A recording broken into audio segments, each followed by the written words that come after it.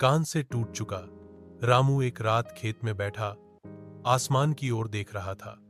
उसने आंखों में आंसू लिए कहा, हे ऊपर वाले, अगर तुझे मेरा दुख दिखता है तो कुछ कर। उसी रात अजीब बात हुई। एक ठंडी हवा चली और खेत के किनारे एक बूढ़ा आदमी प्रकट हुआ, सफेद बाल, सफेद कपड़े और आंखों में चमक।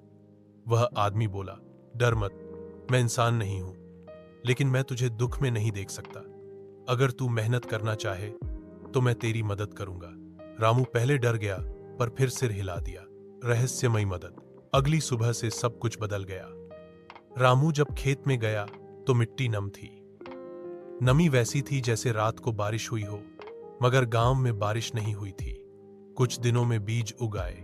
हर रात वो बूढ़ा आत्मा आता, रामू को सलाह देता, फसल के लिए ये जड़ी डाल, पानी ऐसे देना, चांदनी रात में काम मत करना।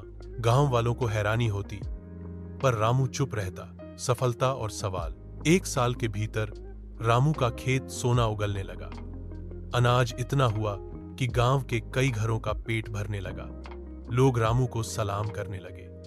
अब उसके पास बैल था, हल था और गांव की सबसे सुंदर झोपड़ी।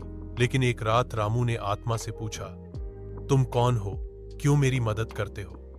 बूढ़ा मुस्कुराया और बोला, मैं उस किसान की आत्मा हूं जिसकी कभी जमीन इस गांव में थी।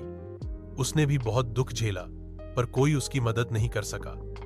मैंने वादा किया था, अगर कभी किसी किसान को वही तकलीफ होगी तो मैं उसकी मदद करूंगा। अंतिम विदाई। एक रात जब फसल लहलहा रही थी, आत्मा बोली, अब तू संभाल सकता है, मेरी जरूरत नहीं रही। याद रख, मेहनत और भरोसे से ही चमत्कार होते हैं।